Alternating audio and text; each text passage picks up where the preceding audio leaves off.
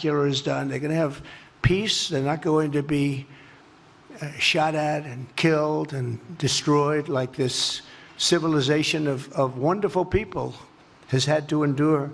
The only reason the Palestinians want to go back to Gaza is they have no alternative. It's right now a demolition site. This is just a demolition site. Virtually every building is down. They're living under fallen concrete that's very dangerous and very precarious. They instead can occupy all of a beautiful area with homes and safety, and they can live out their lives in peace and harmony instead of having to go back and do it again. The U.S. will take over the Gaza Strip, and we will do a job with it, too. We'll own it and be responsible for dismantling all of the dangerous unexploded bombs and other weapons on the site, level the site.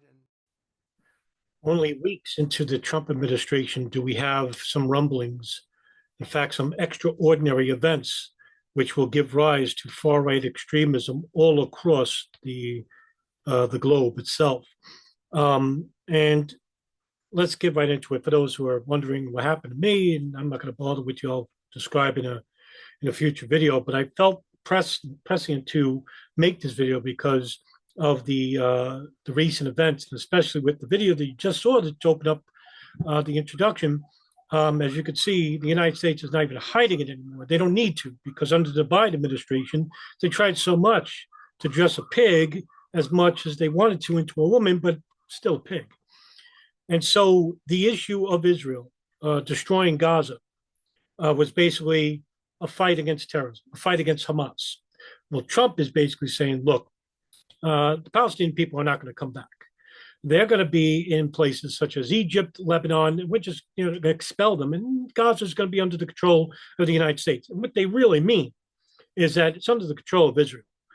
And what Israel is basically going to do is going to replace the Arabs with Israeli settlers. Now, it's not a conspiracy theory. It's coming from the former finance minister of Israel himself, and Bezalel Smotrich, and I'm going to get into him in a minute.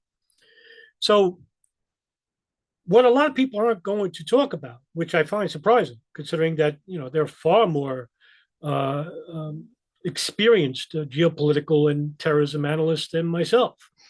But what this means for the United States, with Trump basically declaring that Gaza is going to be under the control of the United States, he basically took a lot of heat off Israel, because the whole world is basically against Israel and what they're doing in Gaza.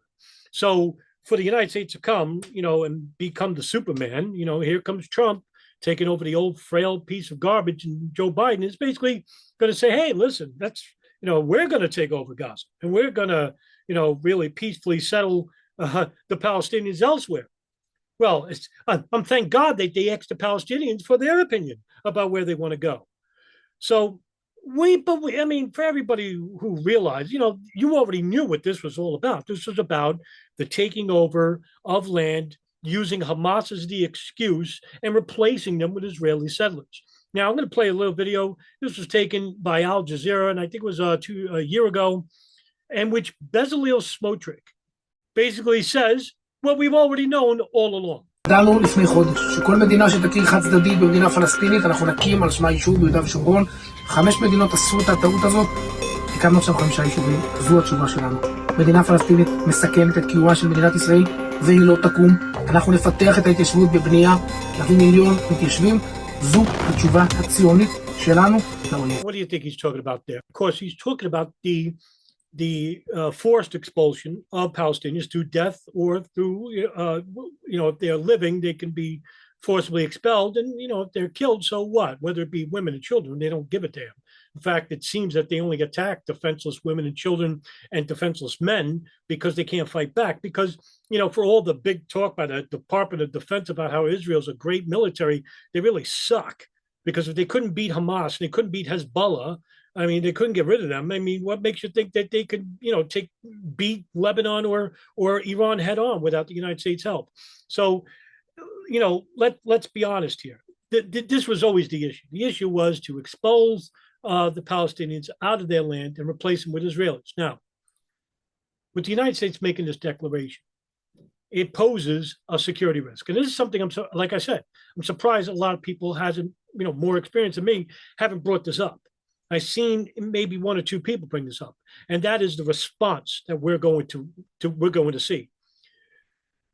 And I've seen notable experts talk about this. In fact, one such expert I just interviewed, and Sarah Adams, basically warned in their magnificent book, Al Qaeda 2.0, with that Al Qaeda informant named Guido, where they basically wrote about plans that Al Qaeda has plans to attack the United States using unorthodox methods, guerrilla type methods, and which I think are going to be far more dangerous than the extreme, which bin Laden was always about the extreme, putting his name out there and attacking you in such, grandiose style.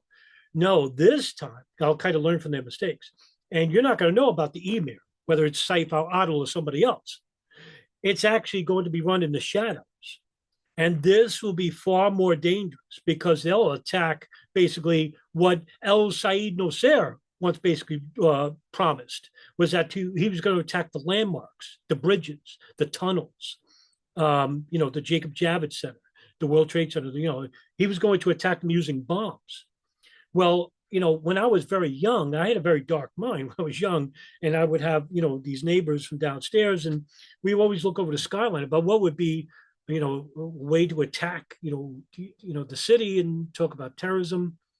And we always said that, imagine yourself and a terrorist going in the middle of Times Square, and there's two of you, and you have AK-47s, and you're doing it in the middle of the summer. You know how many people you can kill? You can kill hundreds in a matter of 2 minutes. And what this would end up doing is destroying commerce. And Bin Laden thought about this. This is not new.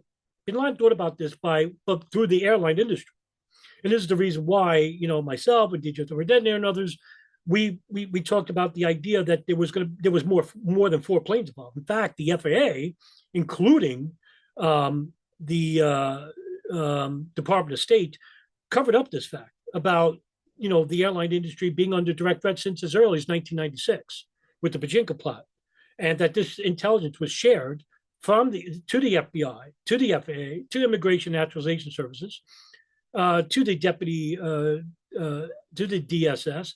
And to all these intelligence services, local, federal, and state, but they never acted on it. No stricter security measures were taken. But now it's going to be far different. They're not going to use planes, of course, because everyone's on the lookout for that. They're going to use methods that are much more extreme, much more shadowy, and much more direct. And this is going to cause. And you know what? You don't need the issue of Israel to basically be the cause.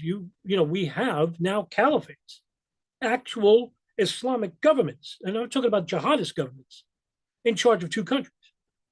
Afghanistan, under the Taliban and Al Qaeda, because Al Qaeda serves in their government, and Syria, led by the reformed Salafist terrorist, the former leader of the Hayat Tahrir al-Sham, Abu Muhammad al-Jalani. And I'm not going to call him by his other, his new name.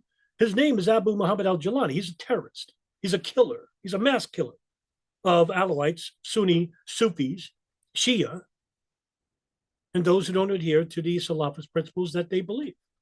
Now, what he's probably going to do is basically liquidate the Tahrir al-Sham group and create a country filled with Salafists in government. So now you have Syria.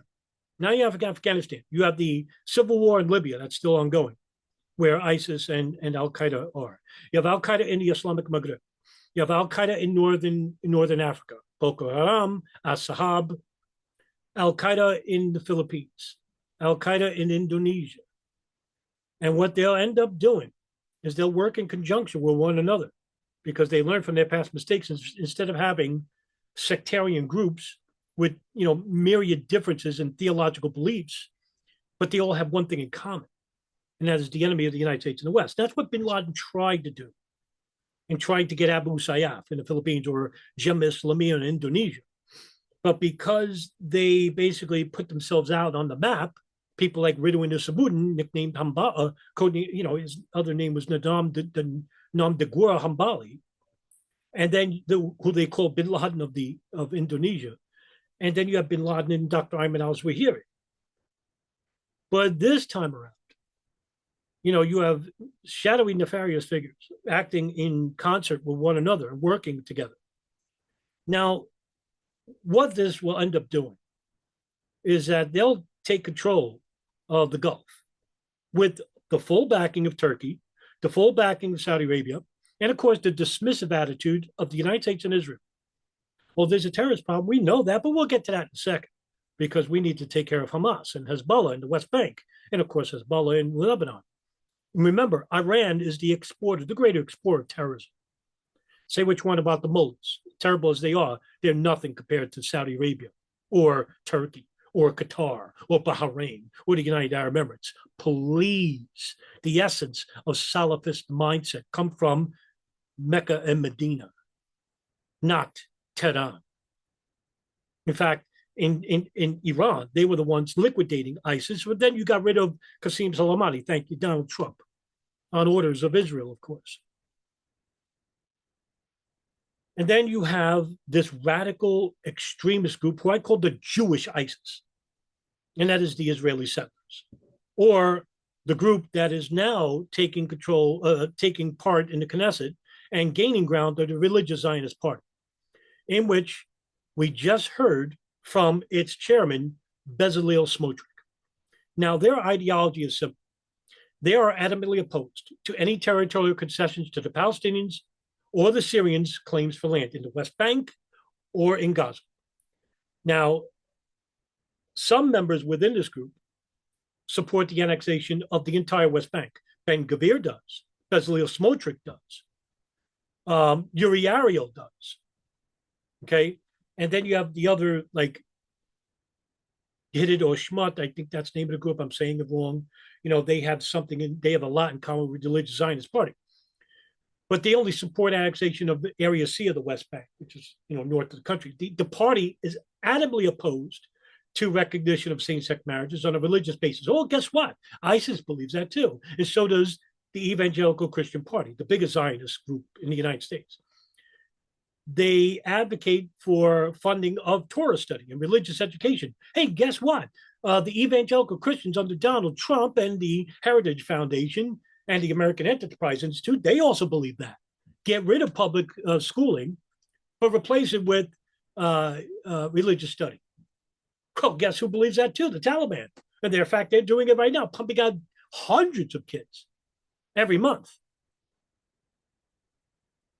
And that's not they're teaching the Quran, they're teaching Ibn Taymiyyah, Ibn Baz, Muhammad Hassan, and other fanatics. And you even had, at one time, Jewish-American columnist Dave Roseberg, who stated that the Religious Zionist Party includes the annexation of West Bank, the expulsion of asylum seekers, and political control of the judicial system, in the same fashion that the evangelicals under Trump believe that they should get rid of the old establishment, which I'm for, and that is the old government, where you have the FBI, the CIA, the NSA, the Democrats, Republicans, the old-time conservatives, old-time liberals. Get rid of all this and replace it with a monolith, a singular monolith that adheres to only one man, the President of the United States. All laws, all rules, all amendments, do away with the Bill of Rights, do away with the Constitution, get rid of this is what created the old system. The old system gave you all these problems, have it all in the power consolidated into one single man. This is the danger. This is what I talked about in previous videos, why Dick Cheney sided with, what's her name? Kamala Harris. And people were shocked. Oh, Kamala Harris is a lifelong Democrat. Dick Cheney is a lifelong Republican, neocon. What's he doing? Because he saw the horror coming. Even evil recognizes evil. That's the reason why they recognized it, right? And this is the fear, is that in the future, the United States is going to, slowly liquidate any type of amendment, any type of right, Bill of Rights, the Constitution, slowly, gradually, so you don't recognize it. And when you do recognize it, it's too late. They're going to replace it with this new government. And the new government is the consolidation of all entities, city, federal, state, and consolidate it into one program. Now, I don't think Donald Trump is going to be behind this. I don't think he gives a shit. I'm not afraid of Donald Trump. Donald Trump is basically lifting up the curtain and showing for the first time what government really is. It's not him, I fear. It's the people behind him. People from the Heritage Foundation, AEI, the John Hagees of the world. These people want the end of the fucking world. You know who else wants that too? The Taliban. You know who wants that too? People like Bezalel Smotrich and Ben Gvir and the Religious Zionist Party. Because they believe in the rebuilding of the third temple, and they'll get all the Gentiles as slaves in heaven. That's their perversion of it. The future is really fucking grotesque. Something right out of a Clive Barker novel. And I'm telling you right now, we can laugh. And all you libertarians who thought that Donald Trump was coming to save the day for end the culture war and get rid of the green-haired freaks over there, well, guess what, motherfuckers? Here comes a guy who said, fuck you, because that's what you did to him at the party. Remember that party came over and you all said, drop dead and whatnot, this and that? And you thought that, I got, what's his name? Robert Kennedy Jr. Oh, he's a libertarian. No, he's not. He's a fucking avowed Zionist. That's all he's got around him. I can't believe some of you, and you say you're libertarians, you're fucking closeted Republicans. That's what you are. Just admit it. Because you can't stand the left because they're culturally different. They believe in same-sex marriage. They believe in cutting off their tits and making them into men. Meanwhile, the bigger fucking pressing issues are what Ron Paul was against. Did you say anything about that? No. I can't believe there are certain libertarians actually saying right now, well, I disagree with what Trump is doing with Netanyahu, but he is trying to help. What the fuck? Really, man? This is the reason why I'm very critical of you guys. Some of you, not all of you. The majority of you don't. Listen, man. I'm going to end the video right here. What else needs to be said? I'm going to predict within the next 6 to 12 months, and that's a wide window, but I'm not a shaman, that we'll see our first Islamic fundamentalist attack, but it'll be abroad. And it's usually against U.S. interests. It always starts abroad. And then it comes here when we least expect it. Through a false flag, of course. Like intelligence that could have been shared and should have been shared and wasn't and allowed to happen. Sounds like 9/11, doesn't it? Sounds like the 1998 East Africa bombings, doesn't it?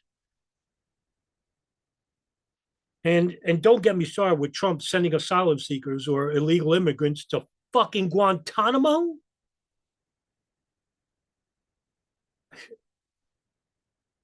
Wow. Just like I always said, the left, at least give them a little credit. They used their heads. They were gradual in their criminality, in their immorality.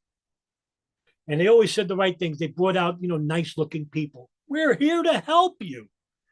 Don't worry about what's going on in Israel. We're going to get Hamas. We're going to destroy them. The Republicans, they don't give a fuck. They just come right out and say, fuck you.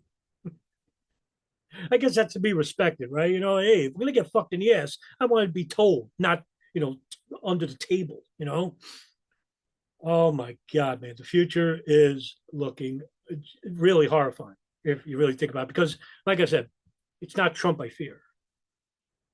It's the religious maniacs that are clinging on to that, conservative label, the Republican label. They're anything but. These people are just like Bezalel Smotrich and the Religious Zionist Party. They're just like the Taliban and Al Qaeda. In fact, they're worse because they got everything behind them. The money, the influence, the military, and God knows how much money. When you have that and the threat of blackmail from Israel,